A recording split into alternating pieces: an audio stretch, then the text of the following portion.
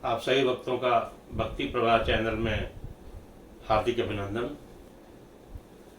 वैशाख महात्म की कथा श्रृंखला में आज 7वें अध्याय की कथा का श्रवण करेंगे। बोलिए वासुदेव भगवान श्री कृष्ण की जय। श्रीमन्नारायण नारायण नारायण हरि नारायण नारायण नारायण भजमन नारायण नारायण नारायण हरि नारायण नारायण नारायण। नारद जी और राजा अम्बरीश का संवाद, उधर श्रुतदेव और मिथिलापति का संवाद।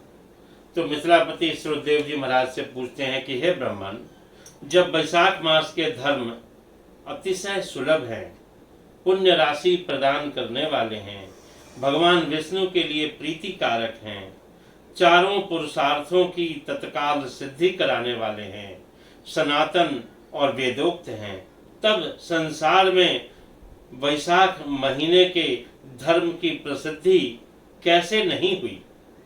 श्रीदेव जी कहते हैं, राजन, इस पृथ्वी पर लौकिक कामना रखने वाले ही मनुष्य अधिक हैं। उनमें से कुछ राजस और कुछ तामसी हैं। वे लोग इस संसार के भोगों तथा पुत्र पौत्र आदि संपदाओं की ही अभिलाषा रखते हैं। कहीं किसी प्रकार कभी बड़ी कठिनाई से कोई एक मनुष्य ऐसा मिलता है जो स्वर्ग के लिए प्रयत्न करता है, और इसीलिए वह यज्ञ आदि पुण्य कर्मों का अनुष्ठान बड़े प्रयत्न से करता है, परंतु मोक्ष की उपासना प्रायः कोई नहीं करता। तुच्छ आशाएं लेकर बहुत से कर्मों का आयोजन करने वाले लोग प्रायः काम्य कर्मों के ही उपासक हैं। यही कारण है कि संसार में राजस और तामस धर्म अधिक विख्यात है, लेकिन सात्विक धर्म प्रसिद्ध नहीं है। ये सात्विक धर्म भगवान विष्णु को प्रसन्न करने वाले हैं और ये निष्काम भाव से किए जाते हैं तथा इस लोक और परलोक में सुख देने वाले हैं। पूर्व काल की बात है, काशीपुरी में कीर्तिमान नाम से विख्यात एक चक्रवर्ती राजा थे। वे इक्ष्वाकु वंश के भूषण तथा महाराज नृग के पुत्र थे। संसार में उनका बड़ा यश था।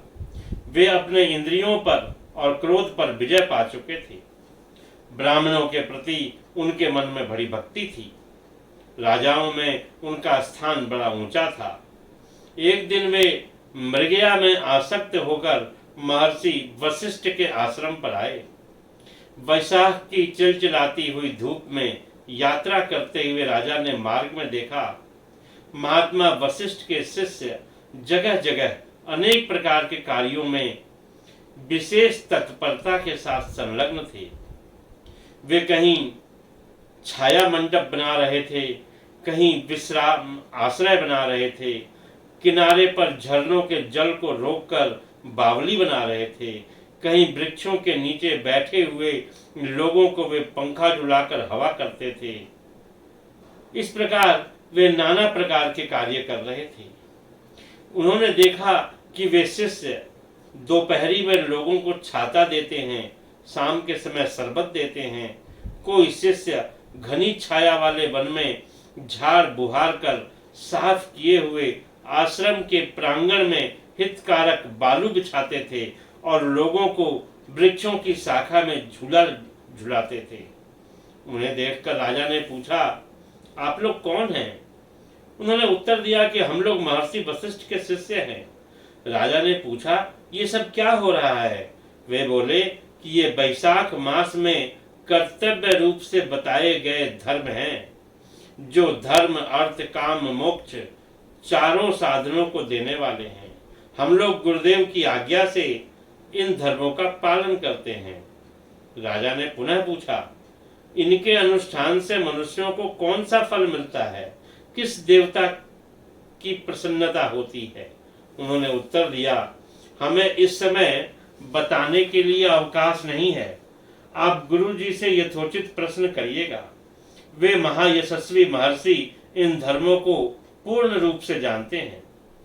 शिष्यों से ऐसा उत्तर पाकर राजा शीघ्र ही महर्षि वशिष्ठ के आश्रम पर, जो विद्या और योग शक्ति से संपन्न था, उस आश्रम पर गए। राजा को आते देख महर्षि वशिष्ठ मन ही मन बड़े प्रसन्न हुए। उन्होंने सेवकों सहित महात्मा राजा का विधि पूर्वक आतिथ्य सत्कार किया। जब वे आराम से बैठ गए तब गुरु वशिष्ठ प्रसन्नता पूर्वक बोले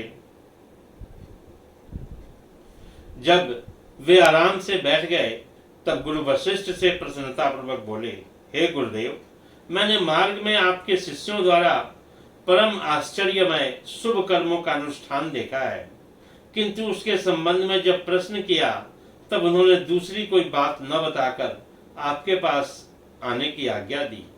उनकी आज्ञा के अनुसार मैं इस समय आपके समीप आया हूँ। मेरे मन में उन धर्मों को सुनने की बड़ी इच्छा है, अतः आप मुझे उनका वर्णन करें। तब महायशस्वी वशिष्ठ जी ने प्रसन्नता पूर्वक कहा, राजन, तुम्हारी बुद्धि को उत्तम शिक्षा मिली है, अतः उसने यह उत्तम निश्चय किया है कि इन धर्मों के बारे में जाने। भगवान विष्णु की कथा के श्रवण और भगवद कर्मों के अनुष्ठान में जो तुम्हारी बुद्धि की प्रवृत्ति है, यह तुम्हारे किसी पुण्य का ही फल है। जिसने वैशाख मास में बताए हुए महाधर्मों के द्वारा भगवान श्री हरि की आराधना की है, उसके उन धर्मों से भगवान बहुत संतुष्ट होते हैं और उसे मनवांछित फल प्रदान करते हैं। सारे जगत के स्वामी भगवान लक्ष्मीपति समस्त पाप राशि का विनाश करने वाले हैं। वे सूक्ष्म धर्मों से प्रसन्न होते हैं, केवल परिश्रम और धन से नहीं। भगवान विष्णु भक्ति से पूजित होने पर अभीष्ट वस्तु प्रदान करते हैं, इसलिए सदा भगवान विष्णु की भक्ति करनी चाहिए। जगदीश्वर श्री हरि जल से भी पूजा करने पर सभी कलेशों का नाश कर देते हैं। वैशाख मास में बताए हुए ये धर्म थोड़े से परिश्रम द्वारा साध्य होने पर भी भगवान विष्णु के लिए प्रीतिकारक एवं शुभ होने के कारण अधिक व्यय से सिद्ध होने वाले बड़े बड़े यज्ञ आदि कर्मों का भी तिरस्कार करने वाले हैं। हे राजन, तुम भी वैशाख मास में बताए हुए धर्मों का पालन करो और तुम्हारे राज्य में निवास करने वाले अन्य सब लोगों से भी उन कल्याणकारी धर्मों का पालन कराओ। इस प्रकार वैशाख धर्म के पालन की आवश्यकता को शास्त्रों और युक्तियों से भली भांति सिद्ध करके गुरुदेव वशिष्ठ ने वैशाख मास के सभी धर्मों का राजा के समक्ष वर्णन किया। उन सब धर्मों को सुनकर राजा ने गुरु का भक्ति भाव से पूजन किया और फिर घर आकर वे सब धर्मों का विधि पूर्वक पालन करने लगे। भक्तों, इस प्रकार ये वैशाख महात्म की ये कथा यहीं समाप्त होती है। बोलिए वासुदेव भगवान श्री कृष्ण की जय।